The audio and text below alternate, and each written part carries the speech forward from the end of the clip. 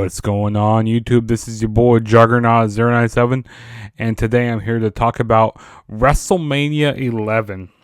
So, we go all the way back to April 2nd, 1995, from Hartford, Connecticut, at the Hartford Civic Center. So this WrestleMania, this isn't the worst WrestleMania. Then again, this isn't a great WrestleMania either. This WrestleMania is this here, it's people don't really talk about this WrestleMania a lot. And, during this time, WWF really wasn't that booming, this wasn't a very good year for WWF. I just wasn't a big fan of this WrestleMania, but let's go ahead and get started with what the first match of the night we had was. So we had a tag team match we had the Allied Powers, Lex Luger and the British Bulldog, going up against the Blue Brothers, Jacob Blue and Eli Blue. And in the corner of the Blue Brothers, we had Uncle Zebekiah, which will later on become known as Zeb Coulter, who used to manage Jack Swagger. So just a little fun fact for you guys right there. I thought this was a decent opener. Usually, sometimes the opener, really, starts off the show, really strong, or the main event starts off the show really strong. But neither really did that. Neither of those did that on the show here. This was not a very strong opener. This was a okay match. The tag team division during this time was kind of depleted. They didn't have, a whole lot of tag teams during this time. Great tag teams. It was cool seeing Lex Luger and the British Bulldog, they ended up winning in this match here. And this was one of the last times we would see Lex Luger, on WWE or WWF television. Because later on in the year he would end up on WCW Nitro. But this match was just here. Wasn't great, wasn't bad by any means. It was just here. That's what a lot of the show is basically. And then the next match we have is the WWF Intercontinental Championship match. We got Razor Ramon, and in the corner of Razor Ramon, we had the 1-2-3 Kid going up against the champion Jeff Jarrett, which Jeff Jarrett had the roadie in the corner. So the roadie would become later known as the Road Dogg, Road Dogg Jesse James. So he would later on become as Road Dogg. And 1-2-3 Kid, of course, would later on become known as X-Pac, for those people that don't know. Jeff Jarrett, I thought he played a really good character in WWE. But then when he went elsewhere and stuff, he just became really cocky. He gave himself way too many championships. So he just really got on my nerves and stuff, over especially in TNA and stuff. Because he was head over there in TNA, so he basically he became power hungry and stuff, when he was in power over in Impact. But in WWE he wasn't doing too bad. He seemed like a better a better version of Honky Tonk Man, in my opinion. And the Razor Ramon, the year prior, he had at WrestleMania 10 he had that great match with Shawn Michaels in that ladder match. People wanted to see Razor Ramon win the title here, but unfortunately, Razor Ramon did end up winning the match, but it was by disqualification. And kind of some backstory about this match. So they had Jeff Jarrett and Razor Ramon had a match at the Royal Rumble, but it was by count out, and then Razor Ramon said that he wanted a rematch. He wanted a fair match. So he got the match here and ended up being by disqualification, which people weren't too happy about. Which I don't really like disqualifications, especially at WrestleMania, which kind of left a sour taste in my mouth. But Razor Ramon got the win, which I thought was an alright match for what it was. But like I said, wasn't a fan of the DQ finish. And then the next match we had was The Undertaker going up against King Kong Bundy, and we had a special guest referee, which was Larry Young, which was a MLB umpire, which was I never knew who Larry Young was, so yeah, he was this random guy. And in the corner of King Kong Bundy, we had Ted DiBiase, which, King Kong Bundy was like a member of like Money Inc. or Money Inc. Incorporated, kind of like a henchman for Ted DiBiase. And the year prior at WrestleMania 10, Undertaker was not on the show, so yeah. And also, Undertaker wasn't on the WrestleMania 16 show, which I'll be talking about that one coming up in a few episodes here. Yeah, we had Undertaker and King Kong Bundy, like it's a henchman for Ted DiBiase here.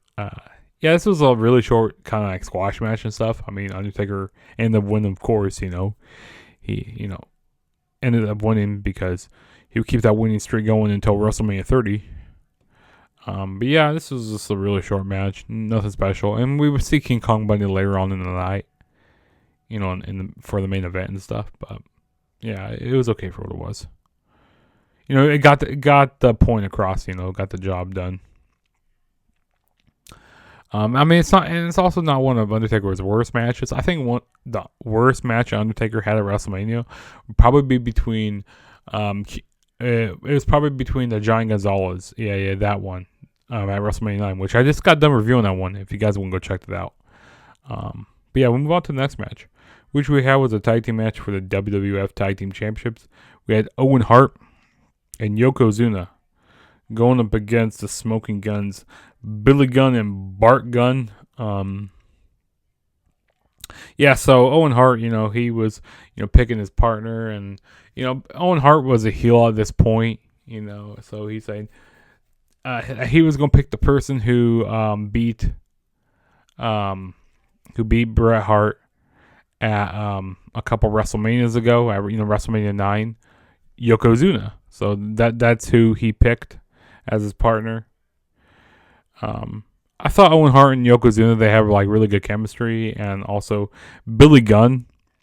It was cool seeing him in his days before he joined D-Generation X, and before he became tag team champions with Road Dogg, and so it was cool seeing Billy Gunn at this point.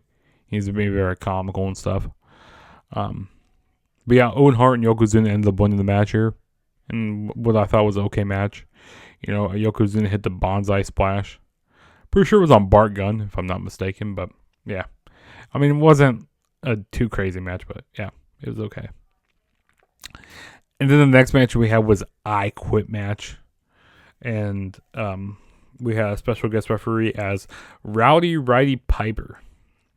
So we had Bret Hart versus Bob Backlund. And Bob Backlund at this point, he was doing this. He seemed like a very crazy person at this point. They did like a segment backstage where I can't remember who he was with. He was with this one little kid. I don't know who it was. I can't remember his name, but he was doing a segment with him and asking him questions. He's like, "See, this is what's wrong with society," because like the kid kept answering good questions correctly, and he was like, "This is what's wrong with society. They think they know it all." And he's just basically, Bob Backlund basically lost at this point, being this crazy heel. So yeah, we got Bob Backlund and Bret Hart.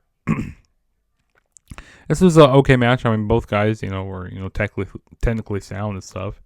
So they both worked together pretty well. Bret Hart ended up winning by putting a crossface chicken wing onto Bob Backlund, so using his own finisher against him. And Bob Backlund ended up having to say, "I quit." I've never really been the biggest fan of I Quit matches, because like constantly you have the referee saying, "Do you quit? Do you quit?" And then they say no. They keep saying no. So I just, like I said, I Quit matches are good. When the referee doesn't constantly keep saying, "Do you quit?" all the time.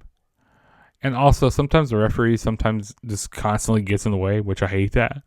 I like when the referee doesn't really exist very much, and unfortunately in these matches the referee has to exist quite a bit. But yeah, it was a good match for what it was. And throughout the year of 1995, they were trying to keep Bret Hart out of this, out of like the main event title scene and stuff. So I don't know what they had against Bret Hart, but they just didn't want him in the title scene.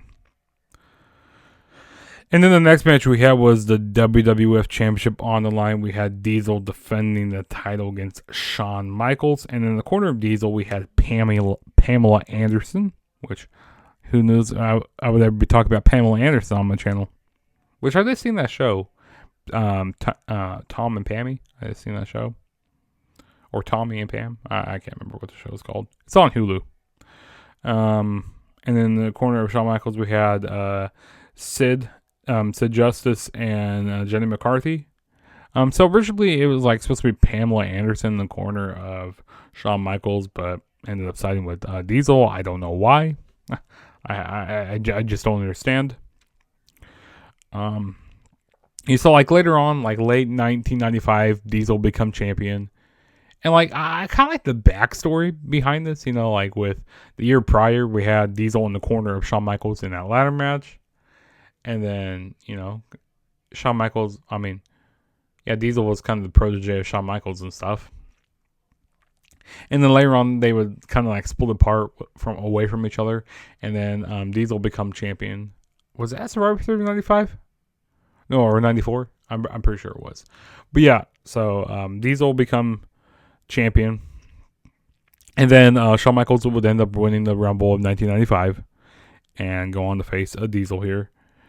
I thought this was a good match, but I think the mistake they made here was like not putting this on as a main event, like letting Lawrence Taylor and Bam Bam Bigelow had the main event. Yeah, that was just a bad call there.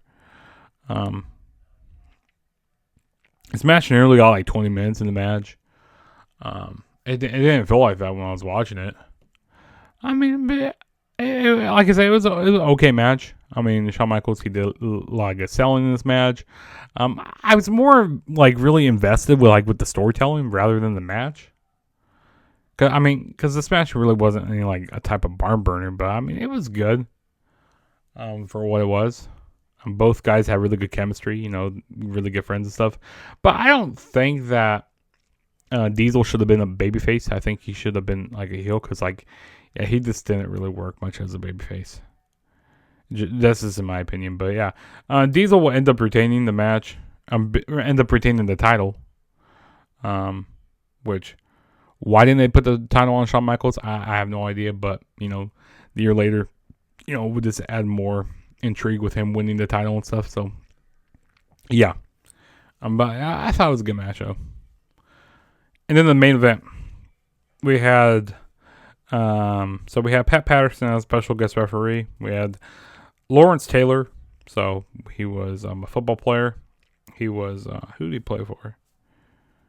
This is before my time. He played for the New York Football Giants, that's right.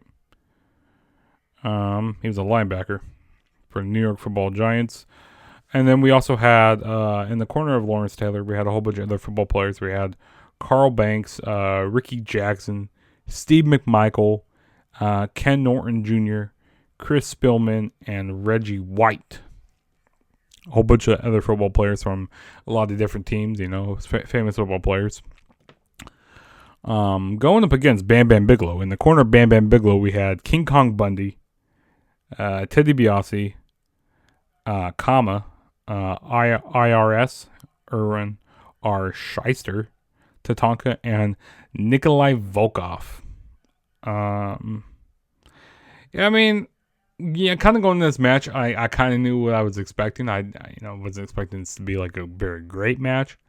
Even though this wasn't this was like one of the worst WrestleMania main events, but you kind of be expecting that because, Lawrence Taylor isn't a professional wrestler, so, he doesn't do this for a living. But I just don't know why they had this as a main event. I'd rather had the WWE Championship as a main event. This is in my opinion. And also having Lawrence Taylor win the match just didn't make sense. Have him go over Bam Bam Bigelow, going over the wrestler who's going to be there the next day, the next week and all that. It just didn't make any sense. Like, the booking decision right here did not make any sense at all.